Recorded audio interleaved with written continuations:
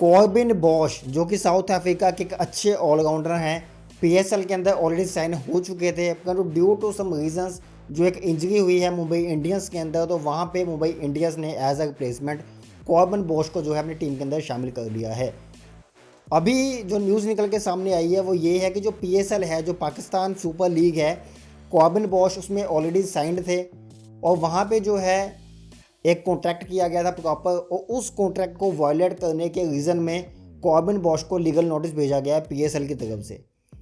अब ये न्यूज़ कितनी ज़्यादा ऑथेंटिक है, पीएसएल के ऊपर इसका क्या इम्पैक्ट पड़ सकता है, प्रॉपर मैं बात करूँगा। हम केवल कॉर्बिन बॉश की बात नहीं करेंगे, हम बात करेंगे कि एक्चुअल में जो ये पीसीबी ने किया है क्या ये ठीक है कि नहीं है, जो कॉर्बिन बॉश ने किया ये ठीक है कि नहीं है, और इसका इंटरेस्टेड क्रिकेट के ऊपर क्या लाभ या हानि हो सकती है। वीडियो प्रॉपर आपने देखनी है, काफ़ी ज़्यादा इन्फॉर्मेटिव भी आने वाली है। चलिए जल्दी से स्टार्ट करते हैं आज के इस वीडियो को। तो दोस्तों सबसे पहले हम आते हैं पीएसएल के ऊपर। देखिए पीएसएल 2016 के अंदर जब स्टार्ट हुई थी तो आईपीएल के बाद पीएसएल सबसे बड़ी लीग मानी जाती थी। उस टाइम पे ये बात होती थी कि पीएसएल में बॉलिंग अच्छी है, आईपीएल में बल्लेबाजी अच्छी है, वो पुराने टोटके वो चले गए, ख़त्म हो गए। पीएसएल आज के टाइम में वर्ल्ड की शायद आप कहें तो 6वें या 7वें नंबर की लीग है। इवन के बीपीएल ने पिछले साल जो कड़ी घोली है कि पैसे नहीं दिए उन्होंने, नहीं तो बीपीएल पीएसएल से कहीं ना कहीं आगे हो गई थी एक टाइम के ऊपर। अभी पीएसएल कहीं ना कहीं 5वें-6वें नंबर पे आएगा अगर आप वर्ल्ड लीग्स की बात करेंगे। अब हुआ क्या है, हुआ ये है कि पीएसएल के अंदर ऑलरेडी जो रिटायर्ड प्लेयर्स हैं उनकी जगह काफ़ी ज़्यादा टीम में बनी हुई है, क्योंकि वो सभी प्लेयर जो मेजर चंक है वो आईपीएल के अंदर आए हैं, और पीएसएल इस बार जो है आईपीएल के ही जो टाइम है उसके अराउंड ही होने वाली है। इसमें क्या हुआ, पीएसएल को ये लगा, ये अपॉर्चुनिटी लगी कि जो खिलाड़ी आईपीएल के अंदर पिक नहीं हुआ वो पीएसएल के अंदर आ जाएगा और वो इजीली उस खिलाड़ी को अपनी टीम के अंदर ऐड कर सकते हैं। क्योंकि पहले ये होता था कि प्लेयर पीएसएल के अंदर पिक नहीं होता था या आईपीएल की वेट करता था कि आईपीएल में पिक हो जाएंगे, परंतु इस बार जब दोनों लीग्स इकट्ठी हो गई हैं तो फिर प्लेयर्स के लिए काफ़ी ज़्यादा ईजी हो गया कि जहाँ पे पिक होते हो भाई वहाँ पे खेलेंगे। अब कॉर्बिन बॉश आईपीएल के ऑक्शन में आए थे, आईपीएल में वो नहीं बिके तो देन वो पीएसएल के अंदर साइन कर लिए गए। अब क्या हुआ ये कि पीएसएल के अंदर अगर कॉर्बिन बॉश ने कोई भी कॉन्ट्रैक्ट साइन किया है, जो कि कहा जा रहा है, क्योंकि अगर लीगल नोटिस गया है तो वो एक वायलेशन है तभी भेजा गया। अब मुझे ये नहीं पता कि इंटरनेशनल लॉ कैसे वर्क करता है। एक तो होता है कि स्टेट के इंटरनल लॉ होता है, लॉ ऑफ द लैंड उसे कहते हैं, कि जो एक एरिया के अंदर लॉ चलता है। अब कॉर्बिन बॉश एक इंटरनेशनल प्लेयर है, साउथ अफ्रीका से, पाकिस्तान एक अलग कंट्री है। अब बीच में कोई इनका नेक्सस होगा, मुझे कोई इसके बारे में आइडिया नहीं है कि किस तरीके से काम करेगा।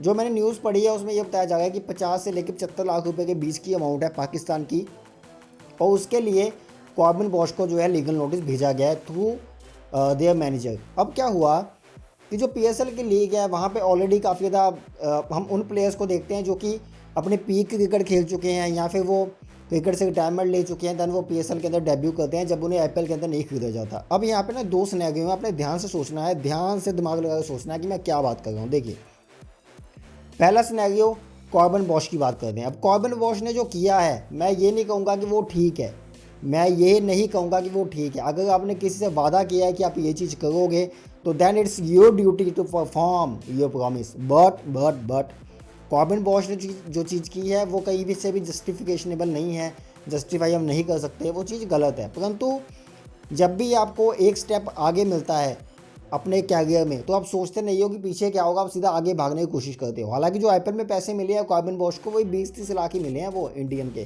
कोई ज़्यादा पैसे नहीं मिले, और जो आईपीएल में पैसे मिले हुए थे वो भी इक्वली बनते थे पी के आगे मिला के। लेकिन अगर आप आईपीएल में एक सीजन भी खेल जाते हो तो आपकी पॉपुलैरिटी काफ़ी ज़्यादा बढ़ जाती है वर्ल्ड लेवल के ऊपर।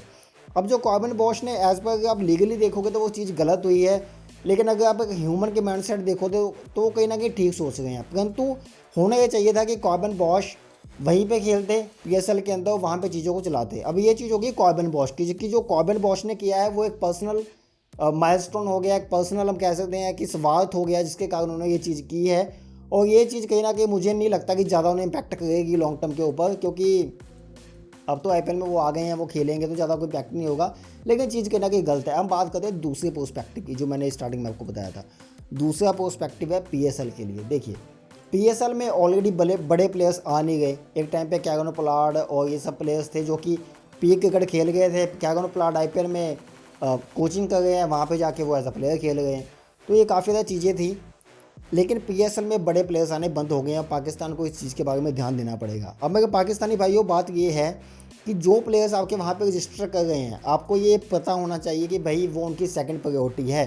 अगर किसी को भी पंजाबी जी कहते हैं खड़े पैर, जे अगर किसी को भी खड़े पैर कोई अपॉर्चुनिटी मिल जाएगी तो वो ऑब्वियस है कि वो वहाँ से बंदा निकल जाएगा दूसरी लीग के लिए या आईपीएल के लिए या कोई आईएल टी20 के लिए, किसी और लीग के लिए वो निकल जाएगा। अब अगर पीएसएल ये चीज़ स्टार्ट करेगा लीगल नोटिस वाली, तो शायद मुझे लगता है कि जो प्लेयर्स अभी की करंट फॉर्म में एक्टिव हैं वो शायद से अगले साल फिर नहीं आएंगे, क्योंकि अगर 30-40 लाख की बात हो गई है तो इंटरनेशनल प्लेयर्स कहीं ना कहीं पूरे वर्ल्ड में खेलते हैं, इनके एक्सपेंसेस बहुत ज़्यादा होते हैं और 20-30-40 लाख के अमाउंट के लिए कभी भी किसी एग्रीमेंट के अंदर नहीं फंसना चाहेंगे। आईपीएल की बात होगा, अगर आप आईपीएल से ब्लैक लिस्ट होते हो, जैसे कि अभी रिसेंट में आपने देखा कि हैरी ब्रूक को बैन किया गया है 2 साल के लिए, तो वो हैरी ब्रूक ने दूसरी बार वो चीज़ की है कि आईपीएल स्टार्ट होने से ठीक पहले उन्हें ऑप्ट आउट किया, जिससे टीम का कॉम्बिनेशन ख़राब होता है। तो मुझे लगता है कि ना कि साइलेंटली हैरी ब्रूक का आईपीएल करियर खत्म हो चुका है, अब कोई भी टीम उनके ऊपर बोली नहीं लगाएगी। जैसे कि पृथ्वी शॉ के बारे में हुआ, डेविड वार्नर के साथ हुआ, उससे टीम साइलेंटली प्लेयर को बैन कर देते हैं कि भाई हमने बोली ही नहीं लगानी। तो ये चीज़ कहीं ना कहीं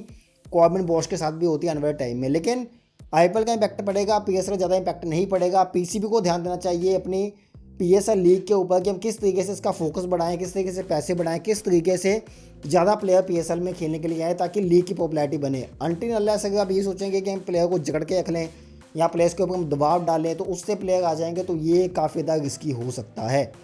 तो दोस्तों सिचुएशन दोनों तरीके से ख़राब है। पाकिस्तान ने जो किया वो ठीक किया, लेकिन जो करंट सिचुएशन है वो उन्हें अलाउ नहीं करती, और जो कॉर्बिन बॉश ने किया वो तो गलत है ही है। तो दोस्तों ये था मेरा एक पॉइंट ऑफ व्यू। आपकी क्या राय है जो मेरे पाकिस्तानी भाई पाकिस्तान से वीडियो को देख रहे हैं? वीडियो के नीचे अपना कमेंट जरूर कीजिएगा।